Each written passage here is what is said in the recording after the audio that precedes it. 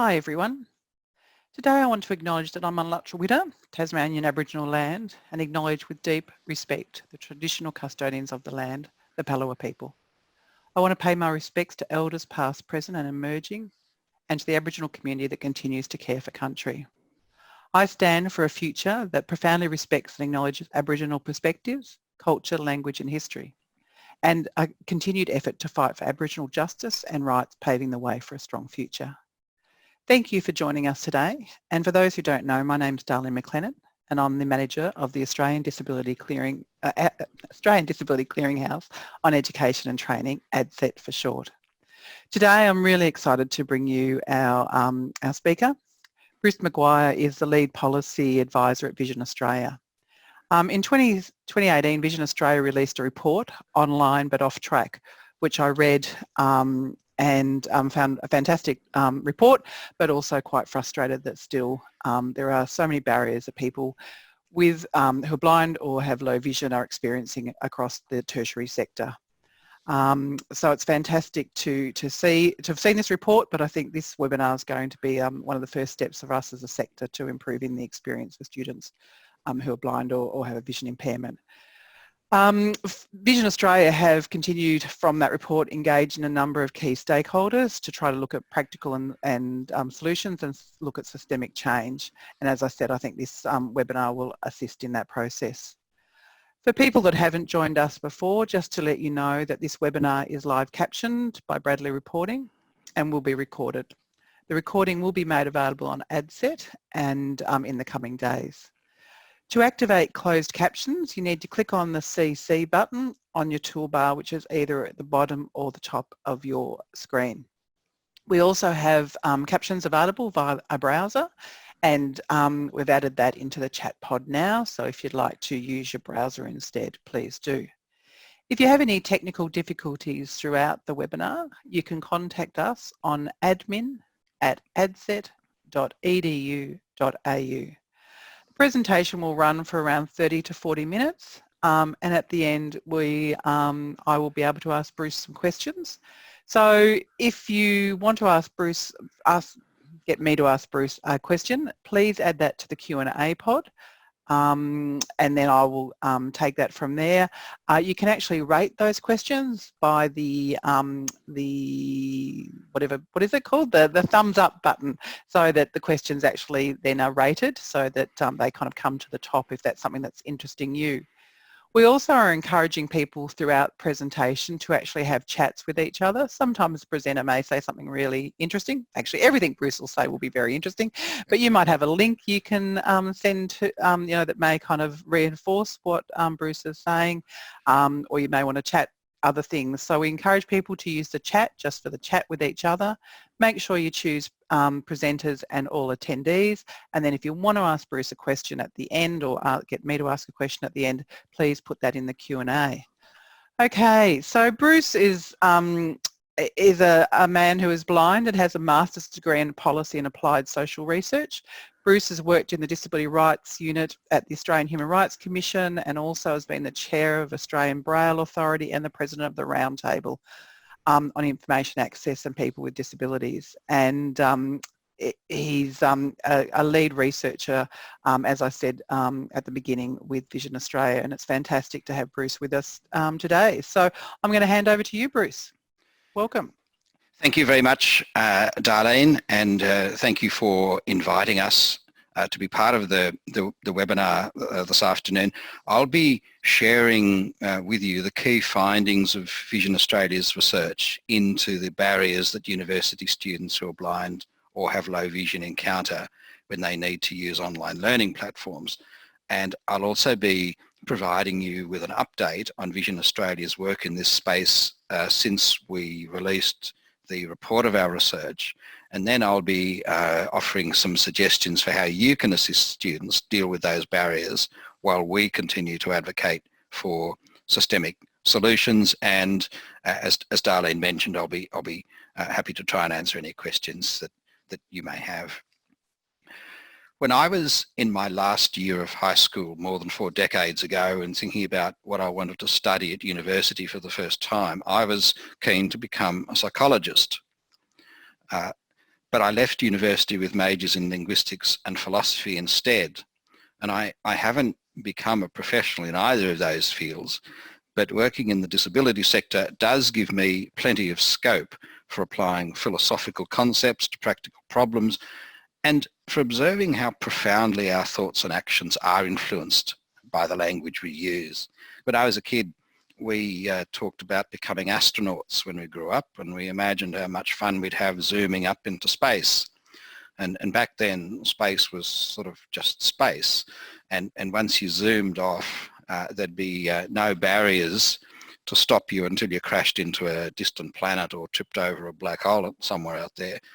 Well, over the past few months, the word Zoom has taken on a whole new dimension, of course. We're now all of us cybernauts zooming around in cyberspace and dropping into webinars, catching up with friends and family so we can practice social distancing, but paradoxically also stay socially close, having virtual music lessons and studying online, all thanks to a software program called Zoom, which just happened to be in the right place at the right time, and which sort of coincidentally, although I think it was also by design, includes many accessibility features. So people who are blind or have low vision can can participate in Zoom meetings and webinars, just as I am participating in this webinar.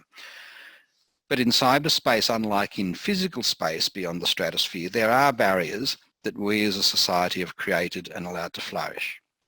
And in this presentation, I'm discussing one set of those barriers that university students who are blind or have low vision experience when they're accessing online learning platforms. When I was at university in the mid-1970s, I experienced barriers as a blind student. The reason, in fact, that I didn't study psychology was because the professor of psychology at the time told me that blind people can't study it. And I'd be better to study philosophy because blind people can study that. And as an impressionable and shy 16-year-old high school student contemplating university, I believed him. There have been many changes in the way our society approaches disability since then. Some of those changes have been positive and inclusive, and some haven't. The barriers have changed, but they haven't gone away. The university sector has experienced many changes too, of course. Government funding for universities has become much more contested. There has been increasing pressure on universities to align their courses with industry and career outcomes, and there has been a need for greater flexibility in course offerings and study modes. At the same time, the value of a university education has increased with tertiary education being more strongly linked to employment outcomes. And this is just as true for people who are blind or have low vision. An international survey conducted in 2018 by Vision Australia and the Canadian National Institute for the Blind, CNIB, and the Blind Foundation of New Zealand showed that while people who are blind or have low vision are significantly less likely to be employed full-time, and I'll just sort of go off at a slight tangent there and say that the unemployment rate is well over 50%, and that's several orders of magnitude higher than even the unemployment rate will be as a result of the COVID pandemic in the general community. But even though that unemployment rate is well over 50%, there is a much greater chance of obtaining full-time employment for those people who are blind or have low vision who also have a post-secondary qualification such as the university degree. But perhaps the biggest single change in the university space has been the development of online learning. Now, just going back to the mid-70s again, if you had mentioned the word online back then, or even in the early 2000s when I was at university again doing my Masters of Policy and Applied Social Research, we would have thought you were talking about a fish that was on the point of getting away, or maybe colour coordinated clothes pegs on the hills hoist out the back.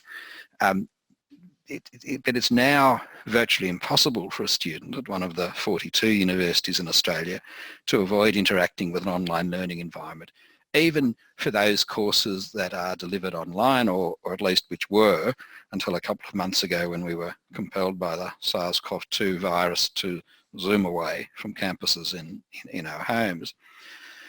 And there's no doubt that this new online learning space has brought many benefits to universities and students alike.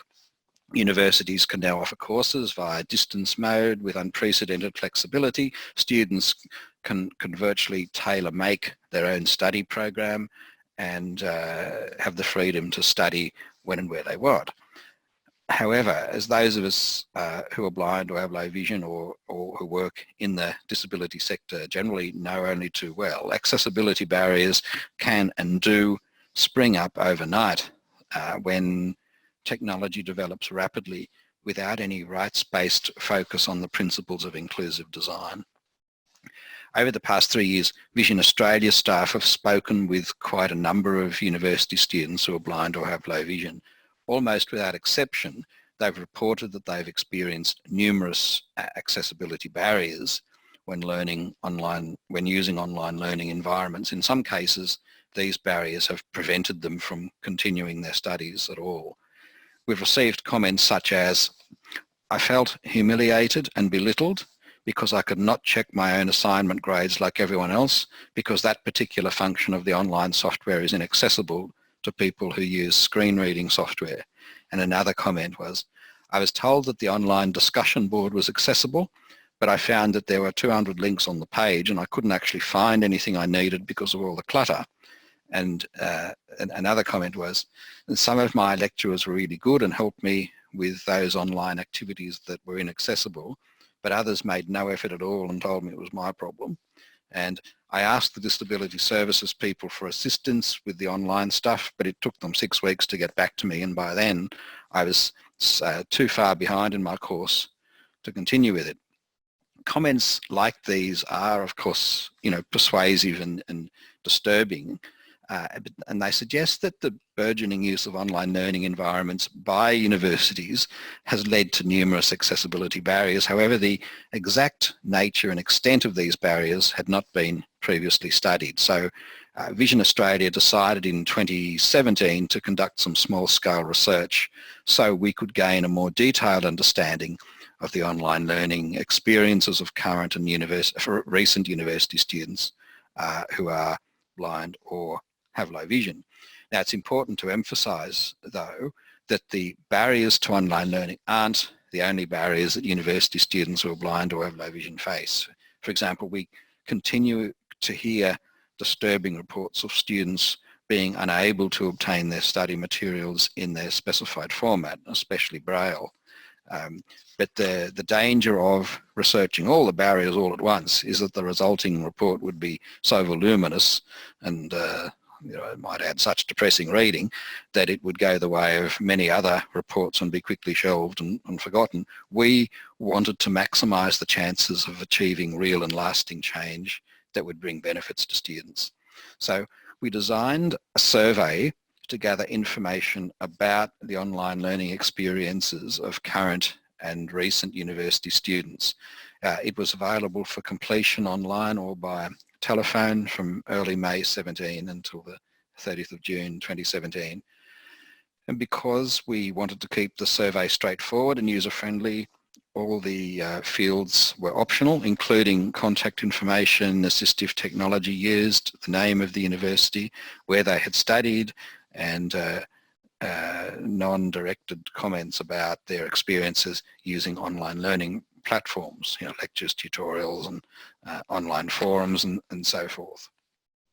Almost all participants shared the name of the university at which they studied, and in fact more participants withheld their phone number than the name of the institution. However, in our report of the research, we've very deliberately avoided naming any particular university. The fundamental purpose of our research was to identify the extent of accessibility barriers to online learning across the university sector, rather than to draw attention to the shortcomings or failings or indeed the best practices at a particular institution. So the survey was promoted through Vision Australia's network, including contacts with university students and through our social media channels.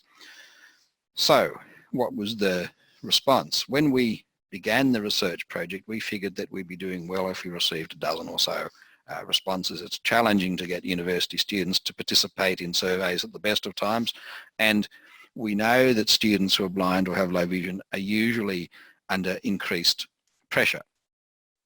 But in fact, we received 35 responses from current or recent university students. And we think that this extremely high number is a reflection of the extreme importance that students place on sharing their experiences of the accessibility barriers that they encountered, in the hope that by so doing they'll be contributing to systemic change that will make university study more accessible and rewarding, if not for them, then at least for students in the future.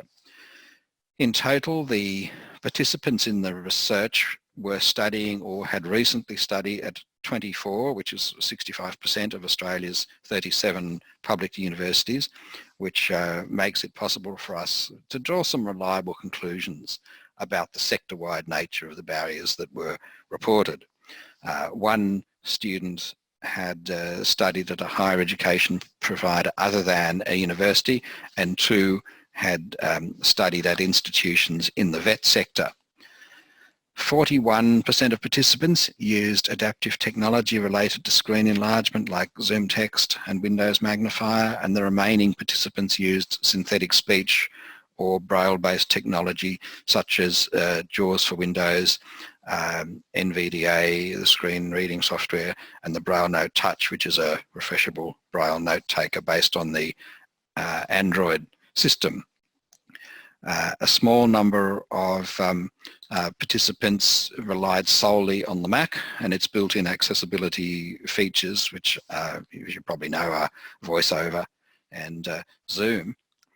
And after analysing the results of the research project, we produced a report headlined "Online but Off Track," which is a concise way of saying that the university sector has strayed far from the path of barrier-free access as online learning systems have been introduced.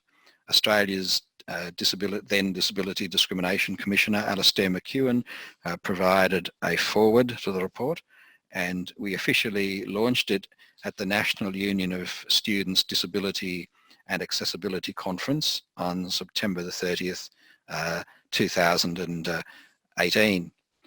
And I remember launching that report, and I was again sitting in my living room at my dining room table, just as I am now, because that particular conference was in Melbourne.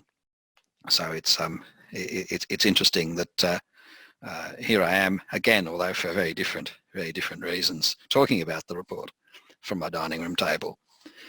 And the report is available on our website, and I'm hoping that most of you will have had a chance to read it, or to at least know you can read it if you want to.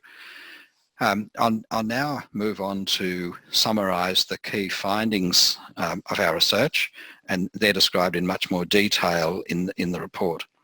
The first thing to say is that not all participants experienced accessibility barriers to online learning. In fact, two of them described their experience in completely positive terms, although one of them noted that their experience could have been better. The second thing to say about our research findings, and the one that must be said over and over again, is that the other participants all experienced accessibility barriers of one kind or another when engaging with online learning environments that they were required to use as a part of their university studies.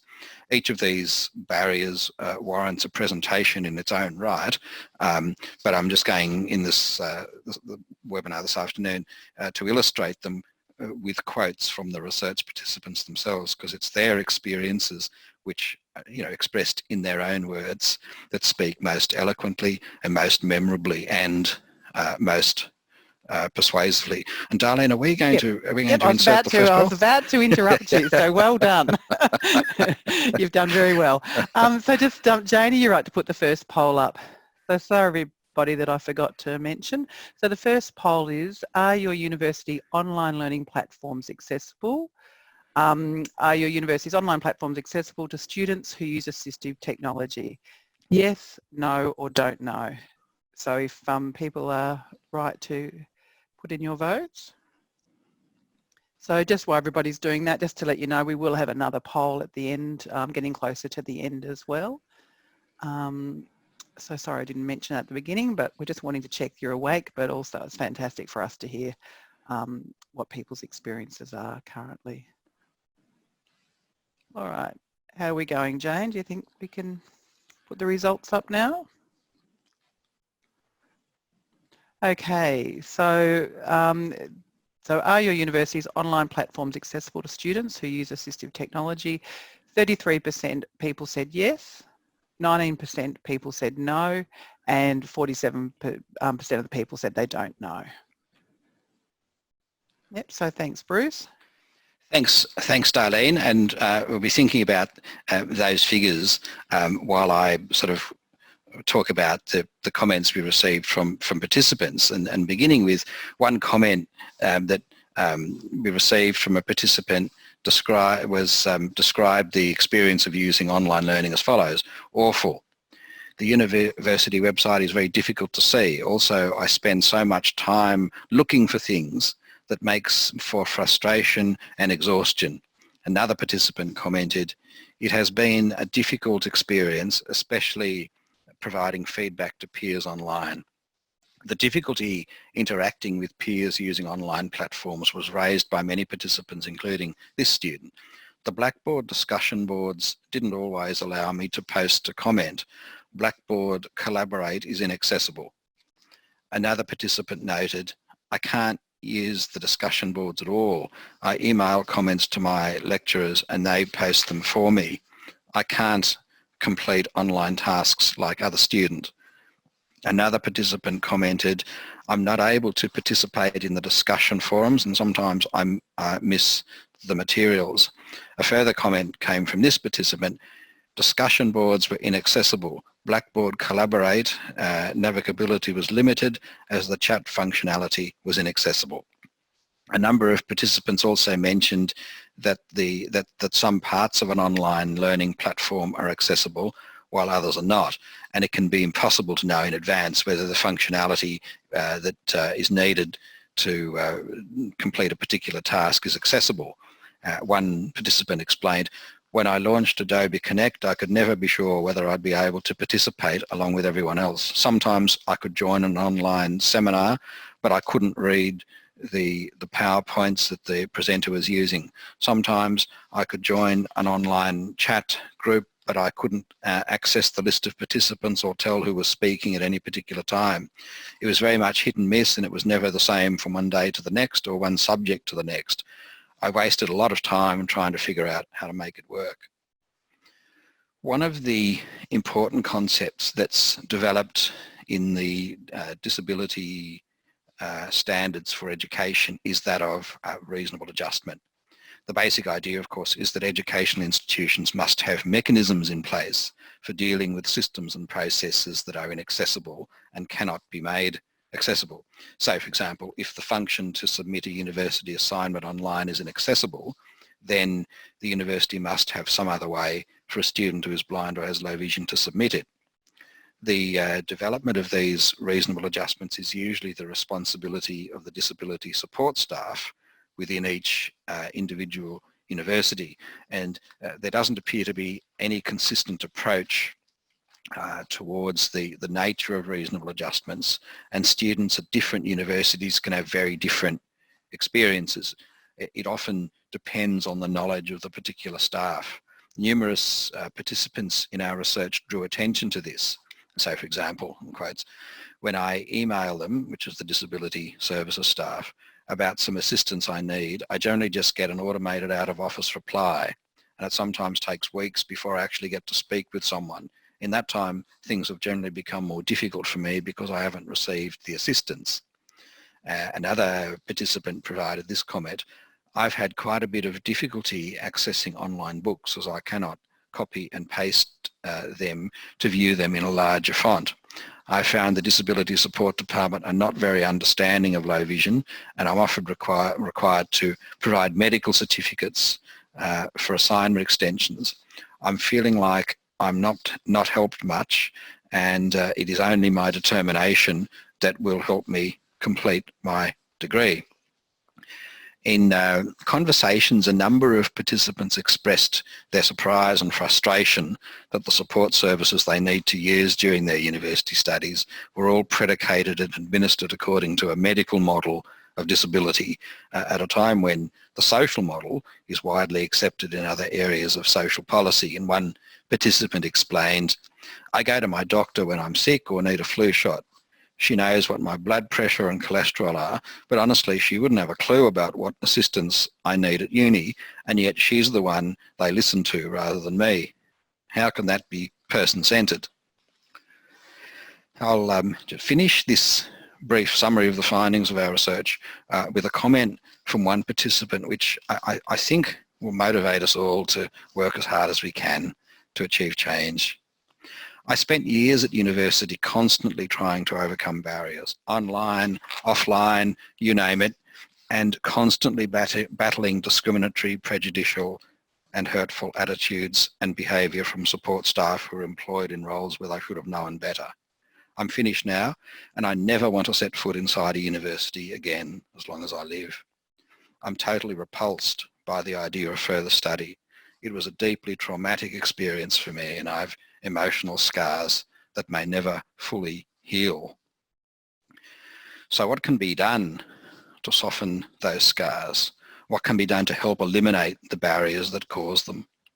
As we reflected on the findings of our research, we developed 10 recommendations which we formulated to address the sector-wide, systemic and pervasive barriers to online learning, and which were targeted at the 3 bodies that we felt at the time were best placed to address those barriers. The first of these 3 bodies is the Australian Government, which provides a significant amount of funding to universities and has a responsibility to ensure that its funding is used for the benefit of all students, including those who are blind or have low vision. The second body is the Tertiary Education Quality and Standards Agency, which is known as TEQSA, which administers a number of standards having to do with the quality of education that universities provide to students and the quality of the overall experience that students have while they are at university. But 8 of the 10 recommendations are directed towards Universities Australia, which is the peak body representing the 37 Australian public universities. The 2 initiatives that we believe would have the biggest impact in eliminating the barriers that students currently face are first the introduction of sector-wide accessible ICT procurement policies that include requirements for vendors and distributors of online learning systems to demonstrate compliance with accessibility standards and best practices. And secondly, the development of best practice guidelines for training resources for disability support staff. Are we going to do the second poll now, Darlene, or are we going to wait? We had talked about 11, but slide 11, but happy to put it on now. So we'll do another poll. Sorry, if I've thrown the schedule out, I'm sorry. I just popped into my head that now would be a good time. That's fine, and it's even better because sometimes we forget to do them. So this is great that we've got them done. So the question is: does your university have an accessible ICT policy? And it's either yes, no, or you don't know. So Bruce, hearing you read those stories, I've read the report and became emotional and frustrated, but hearing you read them again has, it's just it's so powerful to hear people's stories and especially, it's just terrible that people still hear it, experience those things in this day and age, and you do kind of worry with COVID-19 that, that is even being exacerbated for many students at the moment. So, okay, so so does your university have accessible ICT policies? 20% said yes, 20% said no, and 60% said they don't know. Okay, back to you. Thanks, Bruce. Thanks, Darlene. And those results are very, very interesting, and keep them in mind as I sort of talk now about what we've done over the past 18 months since we released the report, and we've had various discussions with government and university sector representatives, as well as ongoing engagement with the Australian Human Rights Commission. We've had a mixed response, I have to say, from the university sector, and so far we've not been able to secure a commitment to a consistent and collaborative approach to accessible ICT procurement. We're encouraged that there is a growing focus by governments and industry on the adoption of standards for accessible ICT procurement, including here in Australia, and we're starting to see some developers of online learning platforms give more than lip service to accessibility and make long overdue improvements. But nevertheless, if the university sector in Australia were to develop a consistent approach, it would allow them to influence developers more effectively than any single university can at present. While we're continuing our discussions with the sector and with government, we are keen to work with individual universities to develop and implement best practices in online learning accessibility. Although each university by themselves may have limited influence or on international software developers, there's certainly a lot they can do to improve the experiences and outcomes for students who are faced with significant accessibility barriers. When prospective students who are blind or have low vision ask me for some tips on how they can prepare for university, one thing I strongly encourage them to do is make early contact with the disability support staff and discuss their study plans and assistive technology options in detail. It's important, I think, that at least some disability support staff have advanced familiarity with screen reading software and how it interacts with the university's online learning platforms, so they can give students accurate advice. I also advise prospective students to speak with staff about arranging a test drive of the online learning system that they'll be using once they commence their studies. Being able to explore the system while there's no pressure to meet deadlines and participate in class discussions can be extremely valuable. I know of at least one university that has been able to provide students with a document that lists all the online systems that are used by that university and how each one of them interacts with the major screen reading software. Again, this can be an extremely helpful resource, providing, of course, that it's kept up to date. The Australian historian, Professor Manning Clark, regarded modern Australia as a battleground between, on the one hand, the enlargers of life, who embrace adventure, a vision of change, and what he called the banquet of life, and on the other hand, the straighteners, who are cautious, narrow-minded, suspicious of change, and who want to keep things pretty much as they are. Many aspects of the ongoing quest for disability and equality and inclusion can, I think, also be usefully expressed in those terms. And in the time that we've been promoting our online but off-track report in the university sector, we've certainly encountered both the enlargers and the straighteners. As we begin to plan for university education in a world after the COVID-19 pandemic, more than ever before, we need enlargers, more sector leadership and decisive action. Otherwise, it'll be a long time before university students who are blind or have low vision achieve equal and barrier-free access to study opportunities. I just want to conclude this presentation this afternoon by paying a tribute to the students who participated in our research, because in sharing their experiences, they're calling on us, whatever our place in the university sector or in government or in other organisations, to take action to bring the university sector back on track, to eliminate discriminatory barriers and provide equal access to the many benefits of a university education. To be worthy of the confidence that they've placed in us, we must take that action so that the community that we serve can participate and fully in the benefits of a university education and zoom into that banquet of life. I'll stop there, Darlene, and hand back to you, and I'm happy to sort of try and answer any questions. Great, thank you, Bruce. That's fantastic. It's fantastic to, yeah, I think taking the words from the page into our minds, fantastic. Okay, we've had a couple of questions. We had a few questions prior to the webinar, but we've also got some that have come throughout the webinar. Just a reminder, if people have questions they'd like me to ask Bruce, please add that to the Q&A pod, that I think we call it pod. One of the key questions was, I'm just going to bring it over. I've got 3 screens here and I've got one of the screens going the wrong direction.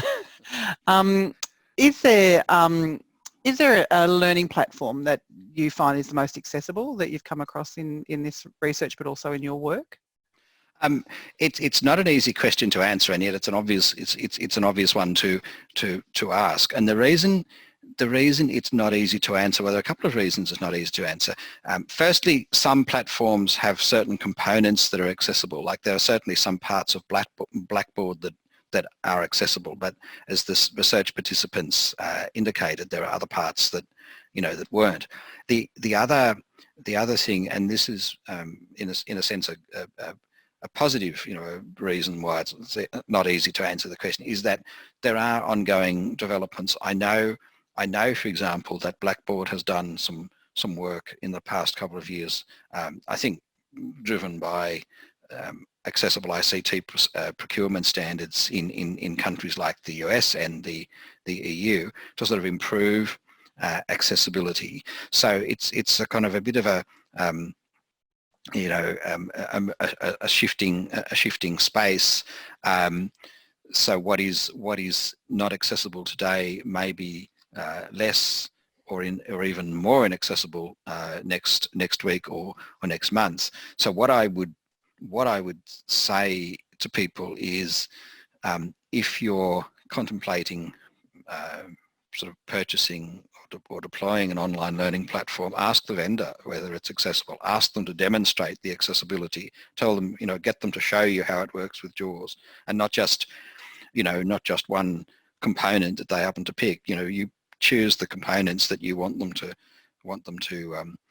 to demonstrate accessibility, and ask them for whatever documentation they have about compliance with accessible ICT procurement standards.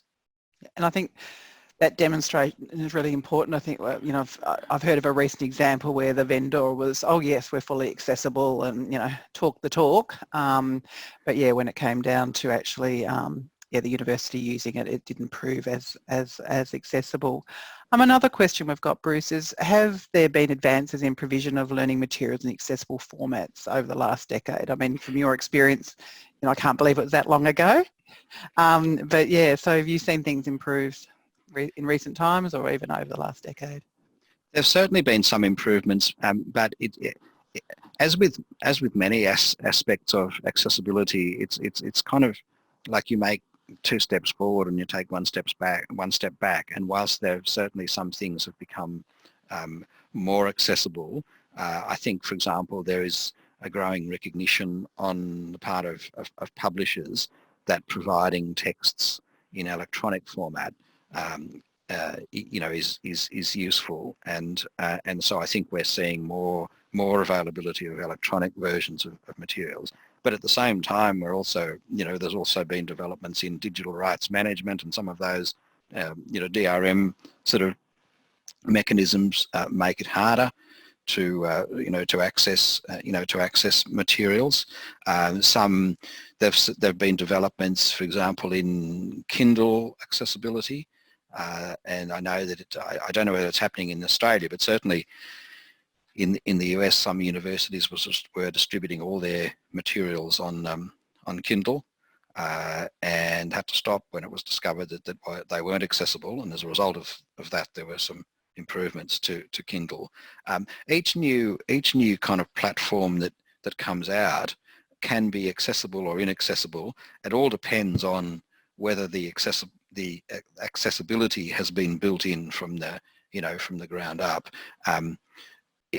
I'd like to think that there is a more widespread recognition now about inclusive design, so that as newer platforms emerge and as new formats sort of come through, things like EPUB, DAISY, you know, accessibility features will be built in, but often the challenges that people have are not so much with the format, but the way it's used. So for example, PDF can be, you know, these days can be made pretty accessible if the PDF files are marked up properly with headings and paragraphs and table structure and so forth. But many lecturers don't do that, and so students get image-only PDF files which have no structure and which they can't even read unless they use OCR software on it.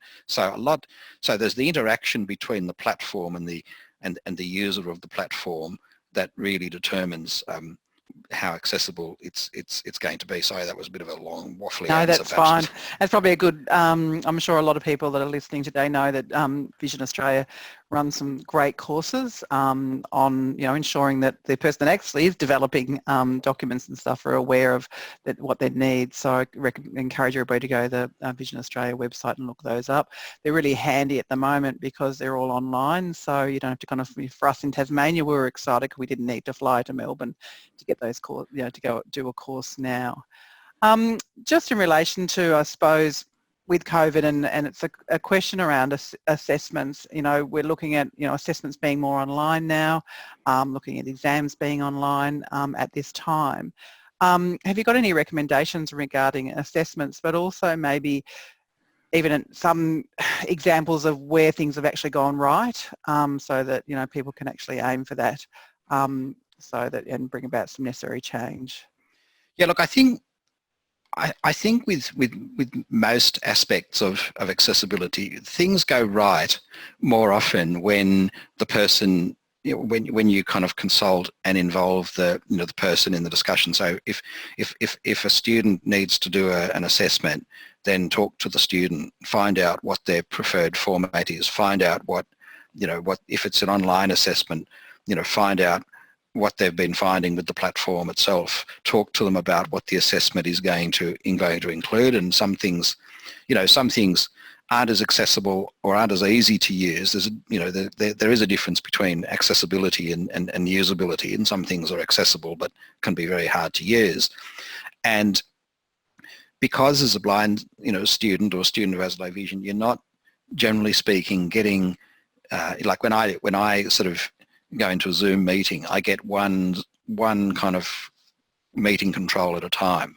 So while I'm sort of trying to turn my video on, I can't also sort of feel on my refreshable braille display what's going on in the chat, the chat panel. So things just take longer to do, and so sometimes it's important to kind of allow for that by providing extra time for students to do assessments. There's a long tradition of providing extra time in examination situations, both in the K-12 school system and also at universities, and it's important that continue on, with assessments moving to more online sort of things. Sometimes any kind of assessment, but specifically online assessments too, can be very visual, whereas in fact the concept being tested isn't really about being able to interpret something visually. I remember when I was doing maths at high school, one of the topics was solid geometry, where we had to learn about what happens when lines and planes intersect with spheres. And in the exam, I was given some 3D models made by the metalworking department at school, I think, with metal lines and planes and kind of spherical structures, because what was being tested wasn't my ability, or wasn't the ability to read a perspective line drawing of a sphere, but to actually sort of predict what was going to happen to a particular line that met the sphere at a particular angle. So it's important to look at what is being tested and find a way of testing that which doesn't necessarily require a student who is blind or have low vision to interact visually with the material, which in fact they can't do, whether or not it's online or offline. Look, I think there's some general points. If you have any specific, particularly the person who asked that question, if they've got any other, more specific information or kind of sort of context, I'd be happy to sort of talk to them Yep. sort of offline about that. Brilliant. We have a question. I won't put it into my own words. I just might read it out as is. Do we need the DDA revised to have more teeth around penalties for developing of IT systems that don't meet accessibility requirements? We don't have so much of an issue with our Tier 1 international providers as they comply with the Americans with Disability Act. Our Australian-based vendors seem to have a bigger problem. I can give you, I could talk for the rest of the afternoon about that. I thought that. But the basic answer is yes. We do need the DDA revised, and we've needed it revised, for a long time. It does need to have more teeth, because I think as time goes on, the teeth that it did have are getting worn, and they're not necessarily being filled. So cracks, cracks and cavities develop in them. Look, having said that, though, I think one of the review of the DDA education standards is going to happen later this year, and that's an opportunity for all of us, whether we're in the university sector or, as we are in a service providing organisation, to comment and say those things. Many of us have been saying them for, the last 3 reviews, that the standards need to be more specific. They need to provide more guidance. And you can do that, like you can make the standards a lot better without changing the DDA itself. And similarly, the Australian and New Zealand standard for accessible ICT, the Australian standard for accessible ICT procurement, which is actually the same as the European standard, EN 301549, it has been adopted now, so it's an Australian standard, and you don't need the DDA for a university to adopt that standard. In fact, one of the things we've been advocating strongly for is for the university sector as a whole to adopt that standard in its ICT procurement policies. It doesn't, without the kind of the teeth, the sharper teeth in the DDA, it does mean that there's no compulsions to adopt the standards. But if the university sector as a whole decided that this is what should happen, then that would be a powerful thing. Look, I might just add one other comment about the DDA, which is that sometimes people say to me, why don't more university students lodge DDA complaints against universities? Or how many people do lodge complaints against universities? Or we don't know how many people do. But one of the reasons, and I'm sure many of you would know, would resonate with this. The key reason that people don't lodge DDA complaints is because they think that the outcomes are going to be too long in coming and too little when they do come, and it can be a fairly sort of exhausting process. It's not unheard of for DDA complaints to take over a year to kind of go through from beginning to conciliation or lack thereof. So never think that the lack of DDA complaints is an indicator that things are going well.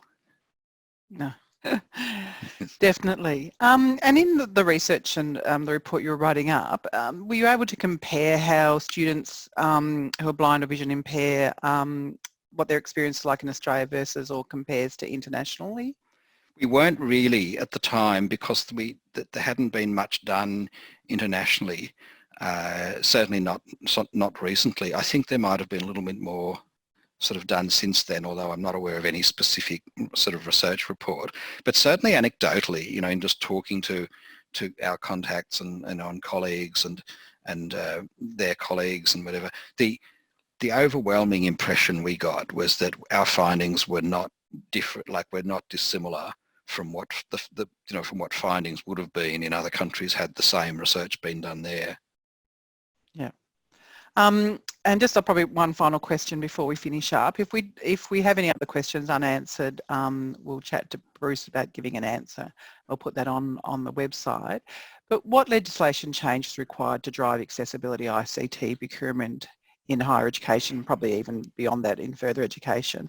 Beyond legislative requirements, what else would it take as well? So probably 2 questions there, Bruce. Yeah, look, I mean, we would like to see a linkage between government funding and a demonstrated accessible ICT procurement policy, because funding, funding often, or the threat to withdraw funding or reduce funding is often a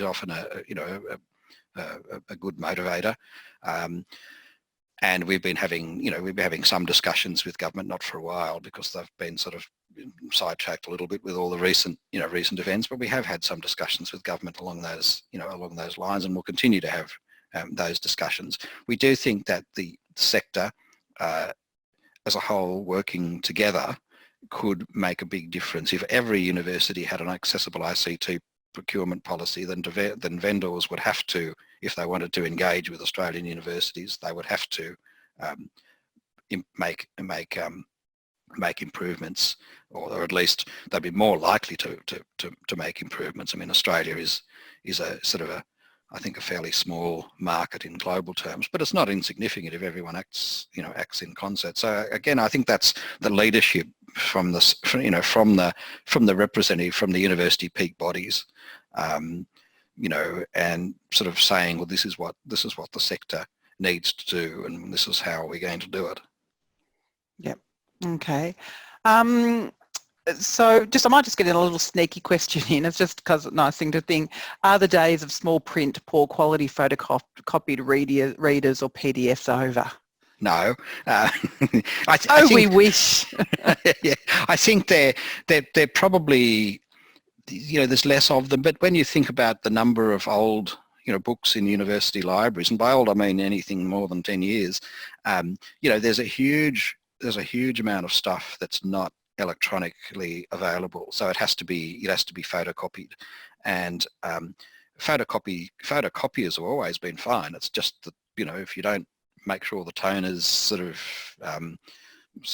full, and all the rest of it, you get poor quality, and that will continue to happen. In fact, it may, I don't know. I know that there's a high sort of casualisation in the academic workforce these days, and will probably be sort of, who knows what it'll look like after COVID.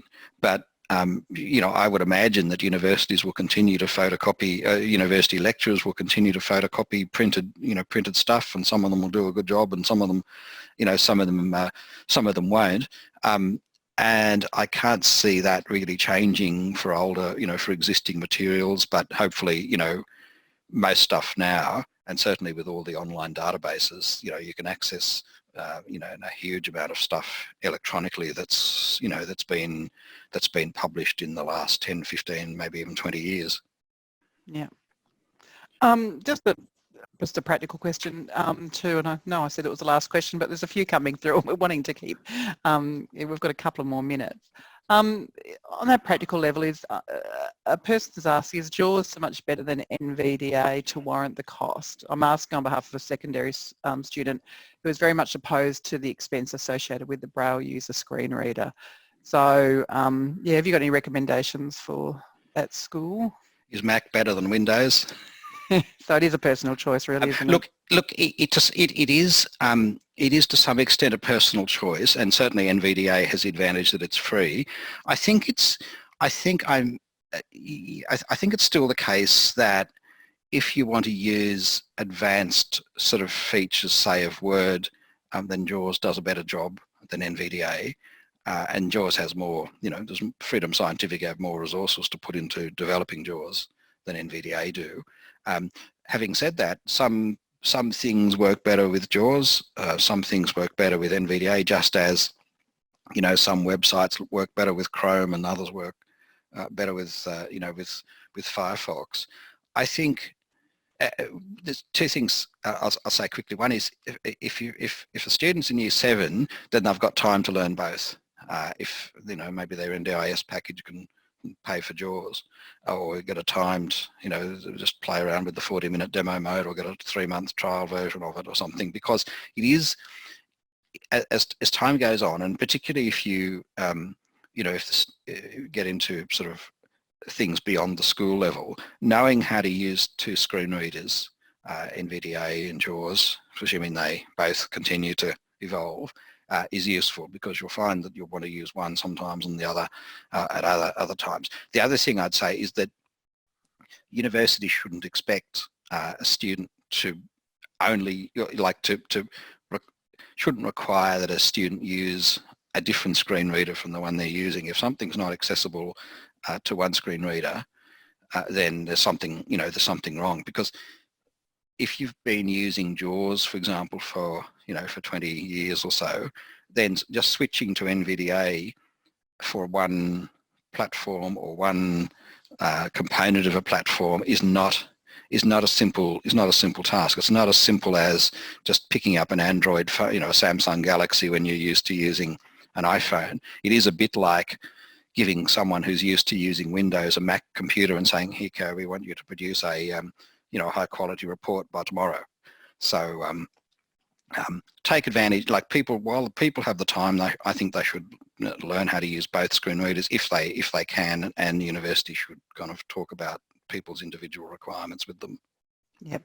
I go every now and again when I get on my daughter's Mac, I'm just throwing. It's like I have no idea. I don't know how people go between the two. We've got a question here, and I'm aware that we've run out of time, but I just might push it. It's a little bit about that. That 8 of the 10 recommendations are directed at the Universities of Australia, and you have tried to engage in them. Do you think that you're going to be able to make inroads in there, or is there anything you think as a sector we could be pushing them to engage more with this report and the recommendations? What we want to see is a consistent approach across the university sector, and we felt at the time that Universities Australia was best placed to develop that consistent approach and provide guidance to the sector from the peak body. If there are other sort of groups that are better and are likely to be more responsive at doing that than Universities Australia have been, then we would certainly be keen. We have had discussions with a number of other groups, but so far not with any group that has the capacity to influence the sector and say to every university, well, we strongly recommend that each university develop, an accessible ICT procurement policy. We are having ongoing discussions with last week, for example, we had a meeting with Dr. Ben Gauntlett, who's the Disability Discrimination Commissioner, and we are looking at ways of kind of sort of getting together a group of sort of people from across the different stakeholders, government and universities, and to try and work out a collaborative approach. But it's going to be a while, I think, before anything further happens. Yeah. Great, thank you. Well, sorry to push the time out, everybody. Thank you so much, Bruce, for presenting that report and to answering those questions. I think it's really important, and as I said, I'm hoping it's a discussion where the sector will continue talking about. I want to thank Vision Australia and Rennie in the background also for supporting this presentation. We're going to put this presentation on we got into the world of podcasting, so presentations that we feel would work well also on audio will we put up, and so this one will be. So if people want to share that with their colleagues so that they can hear the wisdom, the wisdom that Bruce has shared with us today, please do. We also have a couple more webinars coming up. So next week we've got Glenn, is that how you say it? Glenn, the 2020 vision for note-taking has arrived. So Jim Spruilis will present to us next week, which is fantastic. And that's going to be on the 21st of May. And then we're also hearing from Troy Weller around Microsoft's reading support with immersive readers, and which will be on the 27th of May. So we've got a number of webinars coming up.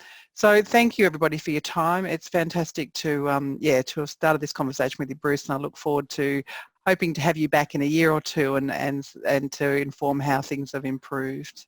Well, everybody have a great, sorry, keep going. I was just going to say thank you, Darlene. And look, we're very happy to kind of talk to individual universities or anyone, so please feel free to get in touch if we can help you further.